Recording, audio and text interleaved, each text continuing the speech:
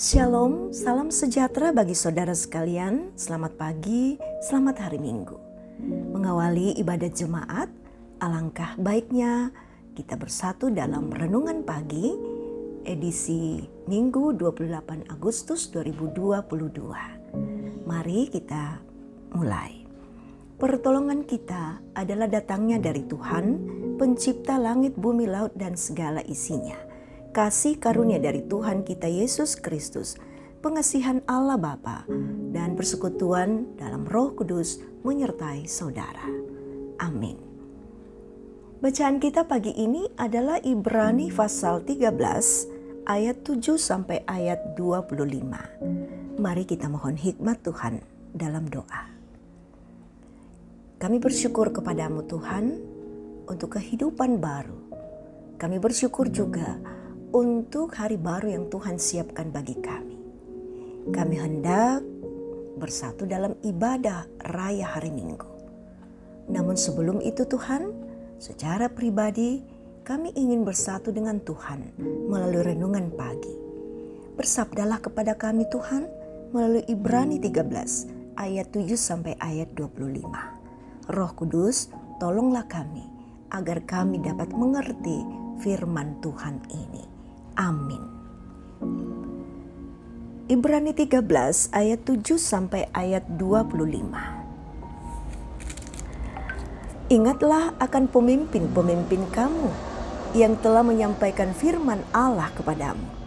Perhatikanlah akhir hidup mereka dan contohlah iman mereka. Yesus Kristus tetap sama, baik kemarin maupun hari ini sampai selama-lamanya. Janganlah kamu disesatkan oleh berbagai ajaran asing. Sebab yang baik ialah bahwa hati kamu diperkuat dengan kasih karunia dan bukan dengan pelbagai makanan yang tidak memberi faedah kepada mereka yang menuruti aturan-aturan makanan macam itu. Kita mempunyai suatu mezbah dan orang-orang yang melayani kemah tidak boleh makan dari apa yang di dalamnya. Karena tubuh binatang-binatang yang darahnya dibawa masuk ke tempat kudus oleh imam besar sebagai korban penghapus dosa dibakar di luar perkemahan. Itu jugalah sebabnya Yesus telah menderita di luar pintu gerbang untuk menguduskan umatnya dengan darahnya sendiri. Karena itu, marilah kita pergi kepadanya di luar perkemahan dan menanggung kehinaannya. Sebab di sini kita tidak mempunyai tempat tinggal yang tetap. Kita mencari kota yang akan datang.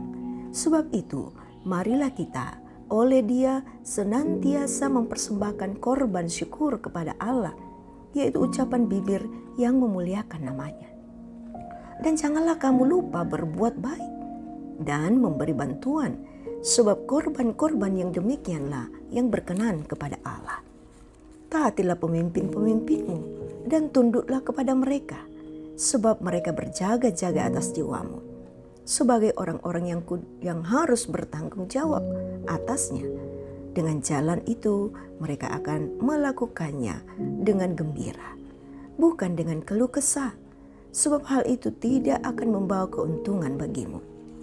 Berdoalah terus untuk kami, sebab kami yakin bahwa hati nurani kami adalah baik. Karena di dalam segala hal kami menginginkan suatu hidup yang baik. Dan secara khusus aku menasihatkan kamu agar kamu melakukannya, supaya aku lebih keras dikembalikan kepada kamu. Maka Allah damai sejahtera yang oleh darah perjanjian yang kekal telah membawa kembali dari antara orang mati Gembala Agung segala domba, yaitu Yesus Kristus Tuhan kita. Kiranya memperlengkapi kamu dengan segala yang baik untuk melakukan kehendak-Nya dan mengerjakan di dalam kita apa yang berkenan kepadanya oleh Yesus Kristus. Bagi Dialah kemuliaan sampai selama-lamanya. Amin.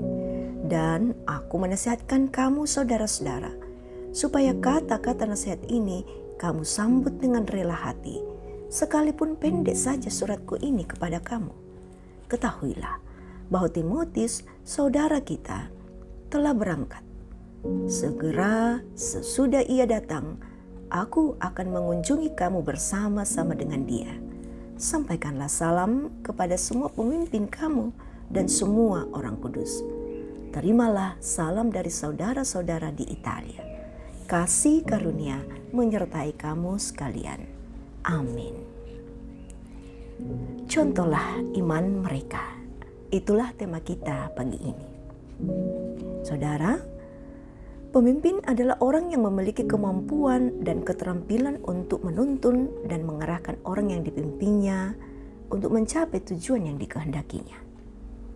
Karena itu, tercapai tidaknya tujuan yang telah ditentukan sebelumnya ditentukan oleh peran dan fungsi pemimpin.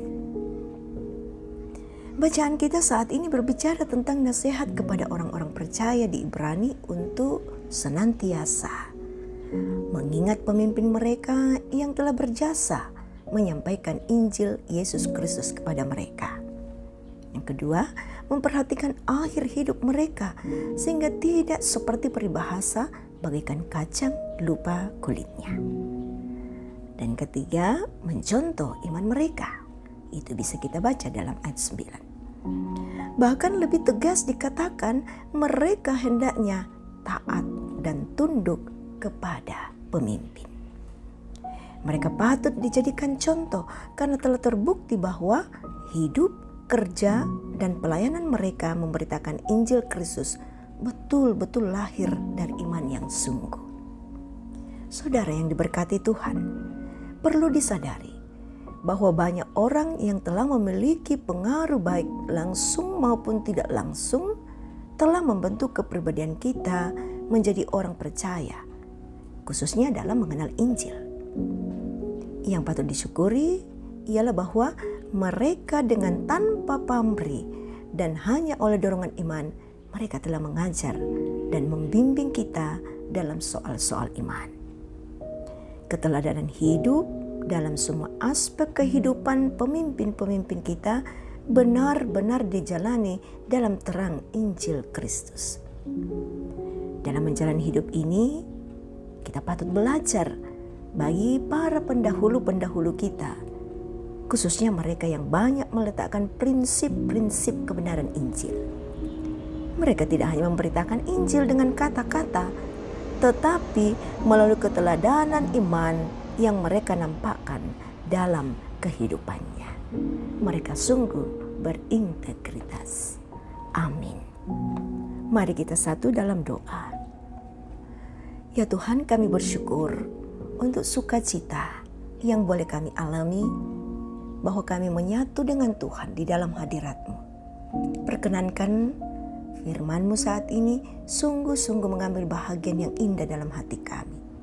Roh Kudus, tolonglah kami untuk merenungkan dan memberlakukan dalam kehidupan kami. Ya Tuhan, kami serahkan seluruh kehidupan kami saat ini. Kami serahkan semua hasrat kami untuk bersatu dengan jemaat dalam ibadah raya hari Minggu. Tuhan dimuliakan untuk semuanya. Ya Bapa, inilah penyerahan kami dan syukur kami. Dengarkanlah kami, ampuni segala salah dosa kami. Dalam nama Tuhan Yesus kami berdoa.